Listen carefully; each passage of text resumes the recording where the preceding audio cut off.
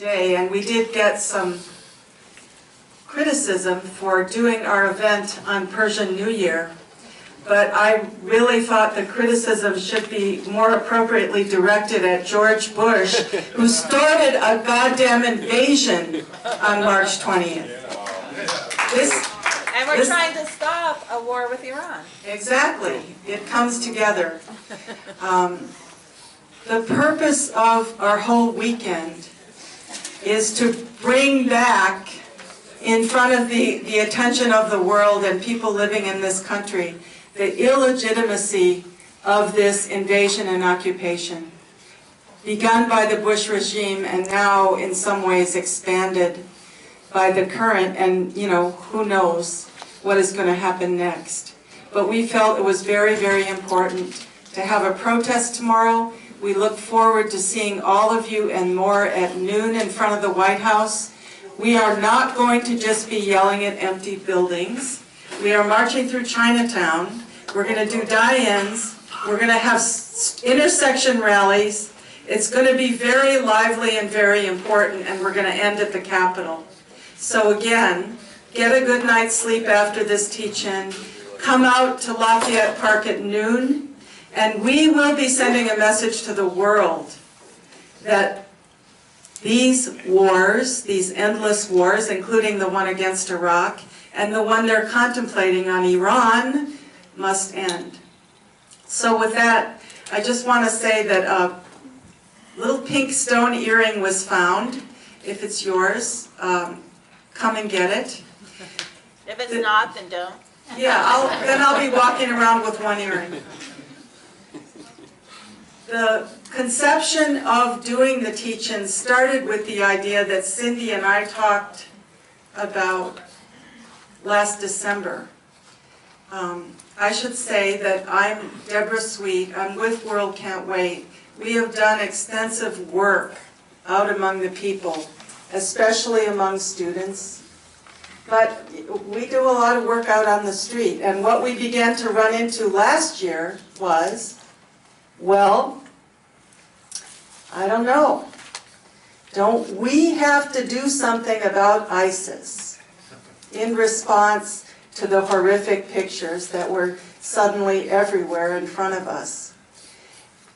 And we know that in order to speak honestly and authentically to people, we really need to be able to know how to answer that question. And so this is the genesis for bringing 5 speakers together tonight. I'll just be moderating. And we really want to dig into this question. What are our answers? First of all, what's happening? What is the attraction of ISIS to people whose country was destroyed by our government? And what should be the response of people in the anti-war movement going out to the millions of people in this country? So this is a hard one, folks. I don't pretend to say that we just know what to do, otherwise we would be doing more of it. But we want to hear from some people who really have something to say tonight, some expertise in thinking, and then we want to do some wrangling. So without going on any further, we're going to have 5 presentations and then we're going to have some discussion.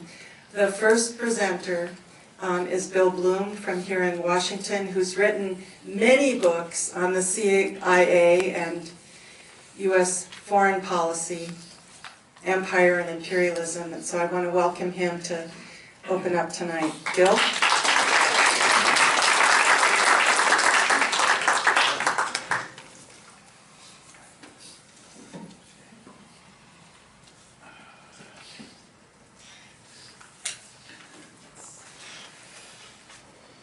Please tell me if I'm too close or too far away from the microphone. I have a hard time with that. Each of you, I'm sure, has met many people who support American foreign policy, with whom you've argued and argued. You point out one horror after another, from Vietnam to Iraq, from god-awful bombings and invasions to violations of international law and torture. And nothing helps. Nothing seems to move this person. Now, why is that? Are these people just stupid? Yeah. Some of them, yeah. I think a better answer is that they have certain preconceptions, consciously or unconsciously. They have certain basic beliefs about the United States and its foreign policy. And if you don't deal with those basic beliefs, it's like talking to a stone wall. The most basic of these basic beliefs, I think, is a deeply held conviction that no matter what the U.S. does abroad, no matter how bad it may look, no matter what horror may result, the government of the United States means well. Yeah. American leaders may make mistakes, they may blunder, they may lie, they may even at times do more harm than good. But their intentions are always honorable, even noble. Of that, the great majority of Americans are certain. Frances Fitzgerald, in her famous study of American school books, summarized the message of these books.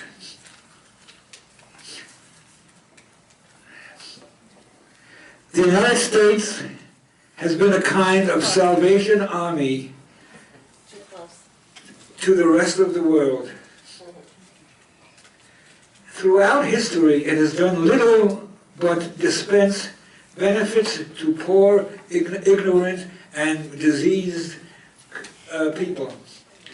The U.S. always acted in a disinterested way, always from the highest of motives. It always gave, never took, unquote. That's what our young people have been fed and probably still are for centuries. And Americans genuinely wonder why the rest of the world can't see how benevolent and self-sacrificing America has been. Even many people who take part in the anti-war movement have a hard time shaking off this mindset. They march to spur America, the America they love and respect and honor. They march to spur this noble America to return to its path of goodness. Many of the citizens fall for U.S. government propaganda, justifying its military actions as often and as naively as Charlie Brown falling for Lucy's football. The American people are very much like the children of a mafia boss. They don't know what their father does for a living, and they don't care. But then they wonder why someone just threw a firebomb through the living room window. This basic belief in America's good intentions is often linked to the idea of American exceptionalism. Let's look at just how exceptional our foreign policy has been. Since the end of the Second World War, the United States has attempted to overthrow more than 50 foreign governments, most of which were democratically elected. 2, dropped bombs on the people of more than 30 countries. 3, attempted to assassinate more than 50 foreign leaders. 4, attempted to suppress a populist or nationalist movement in 20 countries. 5, grossly interfered in democratic elections in at least 30 countries. And 6, led the world in torture. Not only the torture performed by Americans directly on foreigners, but providing torture equipment, torture manuals, lists of people to be tortured, and in-person guidance by American teachers, especially in Latin America. This record is indeed exceptional. No other country in all of history comes anywhere close to matching it. So the next time you're up against a stone wall, ask the person what the United States would have to do in its foreign policy to lose his support. What for him would finally be too much? If the person names something awful, most likely it's already something the U.S. has done. Perhaps repeatedly. Keep in mind that our precious homeland, above all, seeks to dominate the world. For economic reasons, nationalistic, ideological, Christian reasons, and for the personal advancement of American officials. World domination has long been America's bottom line. Our leaders are not especially concerned about the consequences for the world of their policies. But they're not necessarily bad people. They're actually, I would call, amoral, much like a sociopath is. Take the Middle East and South Asia. The people in those areas have suffered horribly because of Islamic fundamentalism.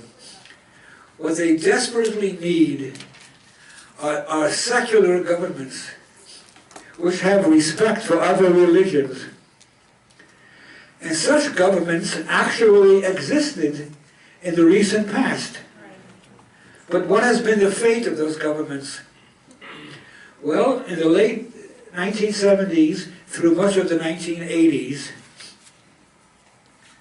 Afghanistan had a secular government that was relatively progressive, with full rights for women, which is hard to believe, isn't it? But even a Pentagon study of the time points out in detail how the government of Afghanistan was giving women equal rights. And what happened to that government? The United States overthrew it, paving the way for the Taliban. So keep that in mind the next time you hear an American politician say, we have to remain in Afghanistan for the sake of the women.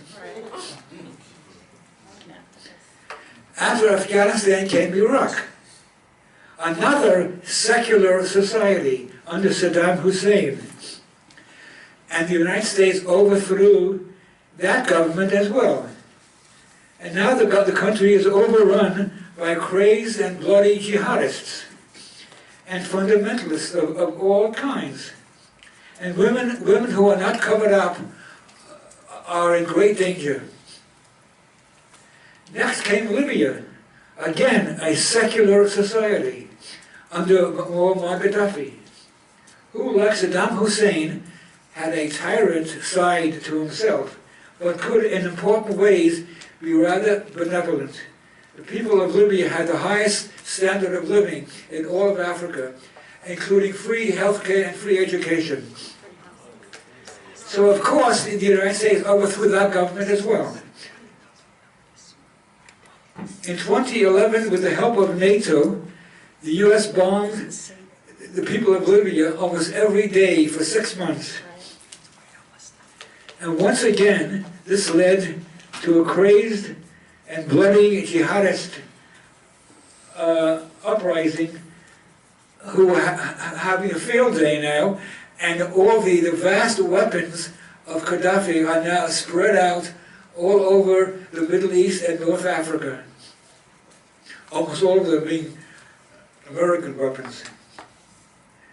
How will it turn out for the people of Libya after all this?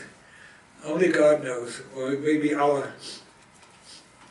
And for the past 4 years, our benevolent government has been doing its best to overthrow the secular government of Syria.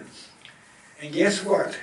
Syria is now a playground and battleground for all manner of crazed and bloody jihadists and fundamentalists, including everyone's new favorite, ISIS, or the Islamic State.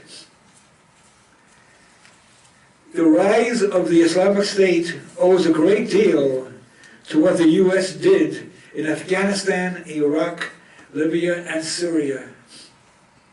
Someone looking down upon all this from high in heaven might think that the United States was an Islamic State, doing its best to spread the word of Islam all over the world. Allah Akbar. So what, you may wonder, did all of these governments have in common which caused them to be overthrown by Washington? The answer is that they could not easily be controlled. They refused to be client states of the empire. In a word, they wanted to be independent. The empire does not like independence. So mention all of this to our hypothetical supporter of U.S. foreign policy and ask whether he still believes that the U.S. means well. If he wonders how long it's been this way, you remind him that in the second half of the 20th century, it would be very difficult to name a single brutal dictatorship which was not supported by Washington. Not only supported, but put into power and kept in power against the wishes of their people. And in recent years as well, we have supported one dictatorship after another. In Saudi Arabia, Honduras, Indonesia, Egypt, Colombia, Qatar, and Israel. And what do American leaders think of their own record? Former Secretary of State Condoleezza Rice was probably speaking for the whole private club of our foreign policy leadership when she wrote in 2000 that in the pursuit of its national security, the U.S. no longer needed to be guided by notions of international law and norms, or institutions like the United Nations, because America was on the right side of history, unquote. Condoleezza Rice. Let me remind you of Daniel Ellsberg's conclusion about the war in Vietnam. He said, quote, "It wasn't that we were on the wrong side. We were the wrong side." So what should we do about the Islamic State? Well, it's too late to say we should stop overthrowing secular governments. There aren't any left. So the horse is out of the barn. But the obvious reply is to do whatever it takes to remove this evil force from the face of the earth. But you may have noticed various reports and commentaries that claim that the United States purposely created ISIS as part of one conspiracy or another, to achieve one purpose or another. I haven't seen any really convincing reports about this. I'm not saying that this is wrong. I'm saying I have not yet been convinced of this. But I must admit I'm a bit confused. Perhaps in the question and answer session we can raise this issue. All I can say now is that American military intervention against ISIS has to be carefully watched for two things. One, that it is not used to overthrow the government of Assad in Syria, and two, that it doesn't kill large numbers of civilians. So in conclusion, we say it's my hope that many of you who are not now activists, against the empire and its wars will join the anti-war movement as I did in 1965 against the war of Vietnam. It's what radicalized me and countless others. When I hear from people in recent years, people of a certain age, about what began the process of them losing their faith that the U.S. means well, it's Vietnam that's far and away is given as the main cause. I think that if the American powers that be had known this in advance, that they would not have started their "oh, what a lovely war." It turned out to be a historical blunder of the first order. Their invasion of Iraq in 2003 indicates that no Vietnam lesson had yet been learned. But our continuing protests against war and threatened war in Afghanistan, Iran, and Syria, and elsewhere may have, just may have, finally made a dent in the awful war mentality. I invite all of you to join our movement. Thank you.